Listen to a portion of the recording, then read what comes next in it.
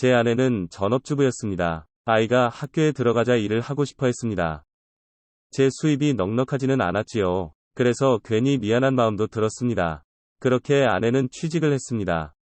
아내가 들어간 회사는 보험 판매 회사였습니다. 한동안 보험 관련 교육을 받기 시작했습니다. 오랜만에 하는 사회생활이었지요. 아내는 일을 하는 게 무척 즐거워 보였습니다. 잠시라도 집에서 벗어나니 좋다고 했습니다. 저는 그런 아내를 적극 지지했지요. 일을 시작한 뒤로 아내가 많이 밝아졌습니다. 한동안 잊고 있던 화장도 다시 했고, 일을 위해 정장도 몇 벌 구입했습니다. 아내의 모습에서는 활력을 느낄 수 있었습니다. 진작에 일을 했어야 했나 싶더군요. 물론, 월급은 그리 많지 않았습니다.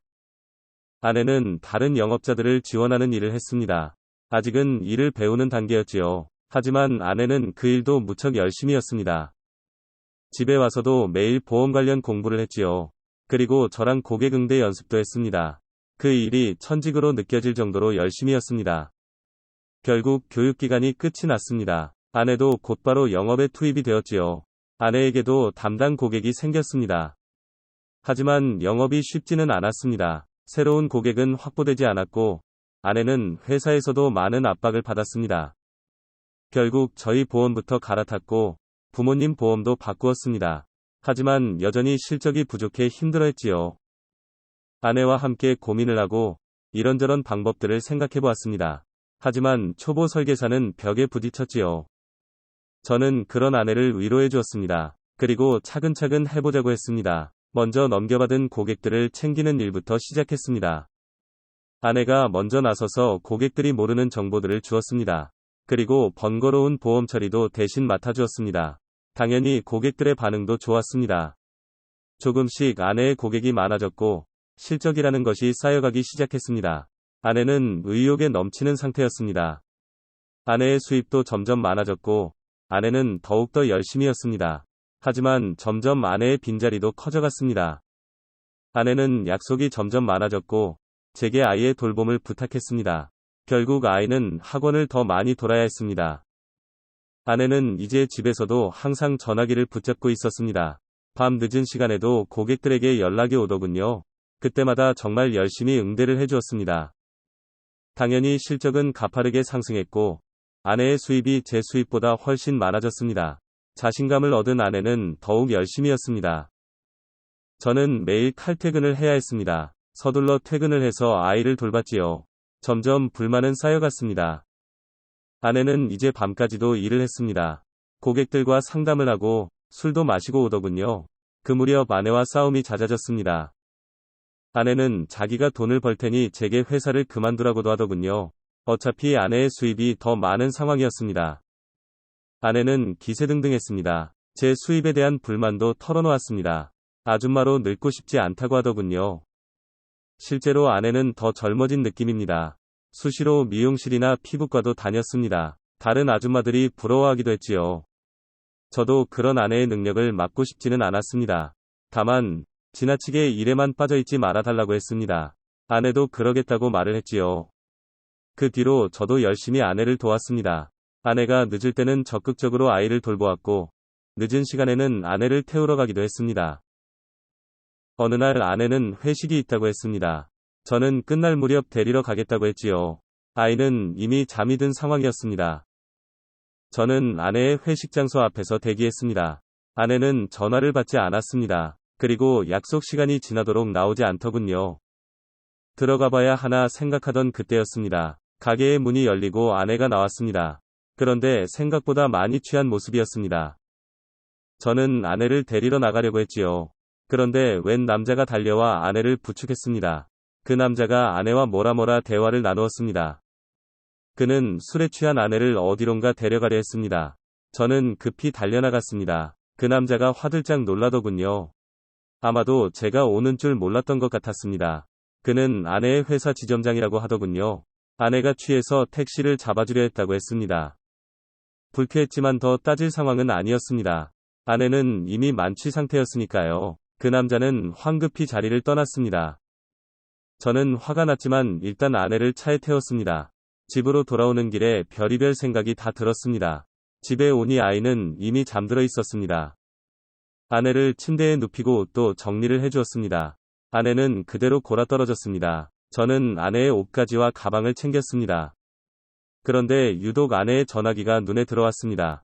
묘한 호기심과 두려움이 생기더군요. 저는 조심스럽게 아내의 전화기를 켜보았습니다.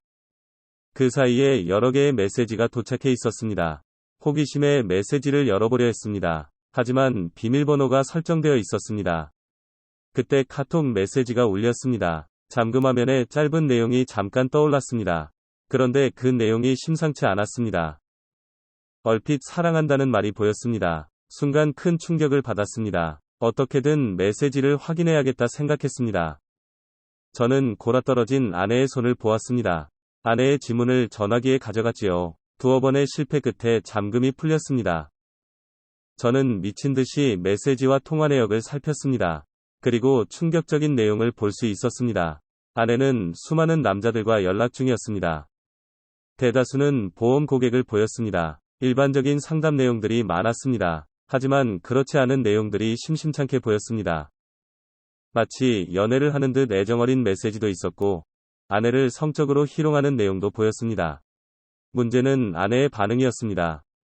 아내는 그런 놈들에게도 친절했습니다. 신체를 보여달라면 다음에 직접 보라고 하거나 데이트를 하자고 하면 설렌다고 답장을 했더군요. 아내를 상상하며 자위를 한다는 남자도 있더군요. 그런데 아내는 그에게 사진을 보냈더군요. 그것도 속살까지 드러난 사진이었습니다. 기가 막혀 다리에 힘이 풀렸습니다. 아내의 실적이 급상승한 비밀을 알아버렸습니다. 저는 떨리는 가슴을 진정시키며 확인을 계속했습니다. 그중 몇 명은 아내와 깊은 관계를 암시하고 있었습니다. 특히 오늘 술집 앞에서 만난 그놈이 걸렸습니다. 조금 전 사랑한다고 메시지를 보낸 그놈 같았습니다. 과거 대화 내용을 보았습니다. 내용 중에 임신에 대한 걱정도 있었습니다.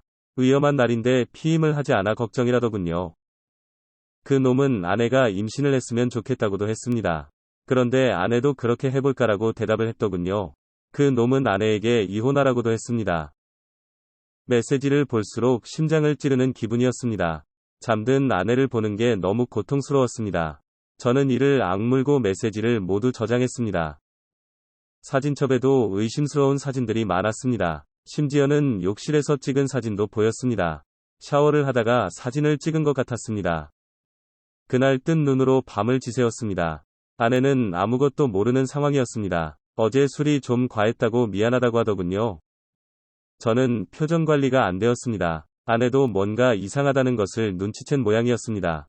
조용히 전화기를 들고 화장실로 가더군요. 비밀번호가 걸려 있으니 안심을 하는 것 같았습니다. 아내는 아이의 등교 준비를 했습니다. 저는 화를 참으며 집을 나섰습니다. 그날 회사에는 휴가 신청을 했습니다.